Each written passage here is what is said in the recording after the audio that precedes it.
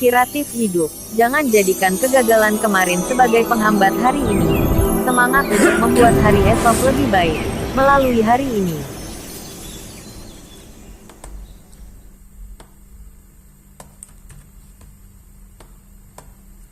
Episode 29. Kita adalah pasangan kekasih. Ketika Rosiana dan yang lainnya melihat keadaan ini dari luar, mereka semua menutup mulut mereka karena terkejut.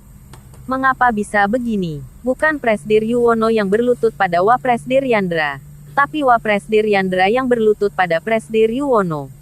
Bahkan tidak butuh 1 menit. Di detik pertama pertemuan, Wapresdir Yandra langsung berlutut.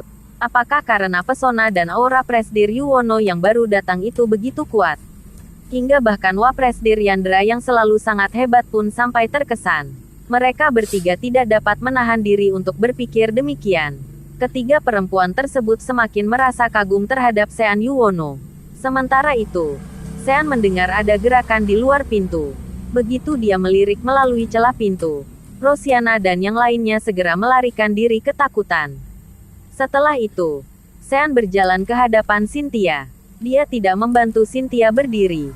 Dia hanya berdiri dan menatap Cynthia seperti itu. Sean tersenyum dan berkata, "Wapresdir Yandra, mengapa kamu berlutut begitu bertemu denganku? Kamu begitu sungkan. Aku benar-benar tidak bisa menerimanya." Cynthia mengomel di dalam hati. "Jika kamu tidak bisa menerimanya, maka bantu aku berdiri. Ini membuatku sangat merasa malu. Belum lagi, posisi seperti ini juga." Setiap orang dewasa yang melihat posisi Cynthia dan Sean pasti akan memikirkan sesuatu. Namun, Cynthia juga tahu bahwa kesalahan memang ada pada dirinya. Dia kini hanya bisa memaki dalam hati. Dasar keluarga Wangsa sialan. Jika bukan karena mereka, aku juga tidak akan membuat bosku marah. Cynthia rasanya ingin mati saja saat teringat kejadian kemarin. Dia langsung meminta maaf di tempat dengan penuh perasaan bersalah. "Maaf, Presdir Yuwono. Saya salah. Maafkan saya atas apa yang sudah saya katakan kemarin." Sean berjongkok, bertatapan dengan Cynthia, dan berkata, "Kemarin. Oh, aku ingat. Sepertinya kemarin kamu mengatakan bahwa kita adalah pasangan kekasih." Tanpa disangka, Sean memeluk Cynthia, seorang wanita yang telah lama didambakan oleh begitu banyak orang kaya di lingkungan dunia bisnis kota Jakarta kini dengan mudah dipeluk oleh Sean. Jika orang lain yang berani melakukan hal ini, Cynthia pasti akan menamparnya. Namun, dia tidak berani memperlakukan seorang Sean Yuwono seperti itu. Karena kemarin Cynthia sendiri yang mengatakan bahwa Presdir Yuwono adalah kekasihnya. Sean tiba-tiba merasakan aroma memikat yang menyembur ke wajahnya. Tidak heran jika begitu banyak pria bertekuk lutut di hadapan Cynthia Yandra. Hanya dengan memeluknya, Sean merasa hatinya bahagia dan bergairah. Sean kembali mencibir Cynthia. "Aku dengar bahwa aku juga memesan sebuah pulau untuk memintamu menjadi pacarku." "Pulau yang mana?" Cynthia merasa sangat malu. Jika bisa, dia benar-benar ingin mencari lubang dan bersembunyi di dalamnya. Dia hanya bisa meminta maaf lagi. "Maaf, saya salah." Sean sendiri tidak ingin melakukan hal yang terlalu intim dengan Wapresdirnya di kantor. Jadi, dia melepaskan Cynthia dan berdiri. Kemudian berkata, "Baiklah. Bangun dulu. Baru berbicara. Kalau dilihat oleh karyawan lain, ini tidak baik."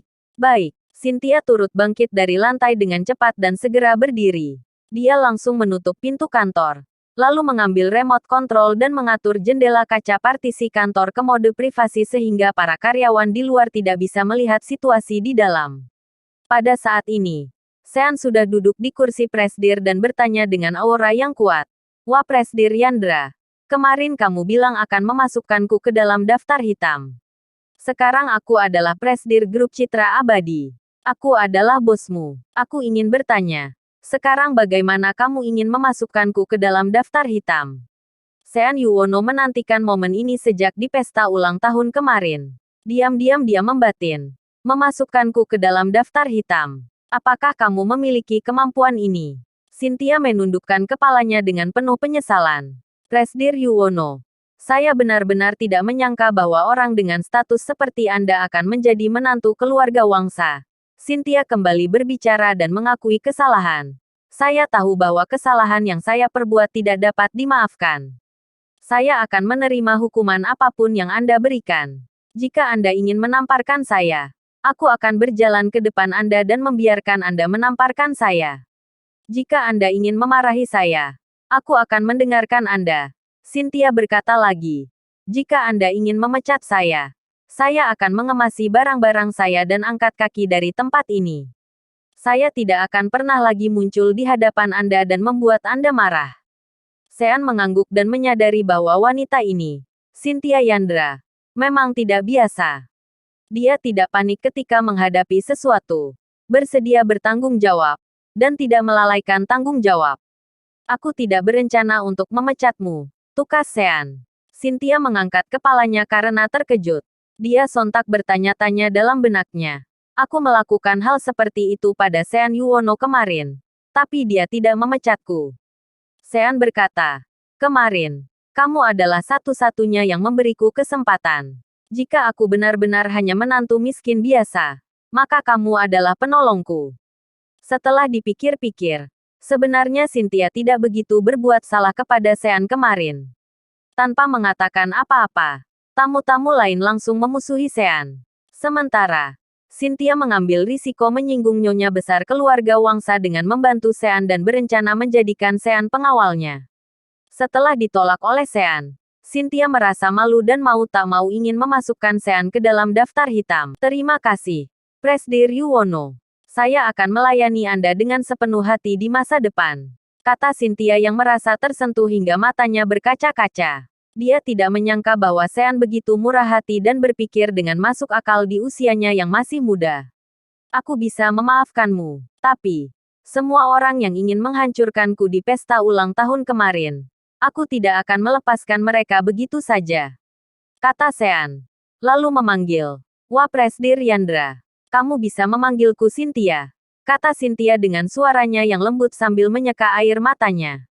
Sean memberikan perintah, Cynthia, kumpulkan informasi orang-orang yang ingin menghancurkanku dan memasukkanku ke daftar hitam kemarin. Setelah itu, serahkan padaku. Baik, jawab Cynthia. Cynthia tahu bahwa Sean ingin membalas mereka. Selanjutnya, akan ada kekacauan besar di dunia bisnis Jakarta. Bersambung. Terima kasih sudah mengikuti channel Wan dan Putra Orsia. Jangan lupa subscribe, like, and share. Tunggu episode selanjutnya. Salam silaturahim.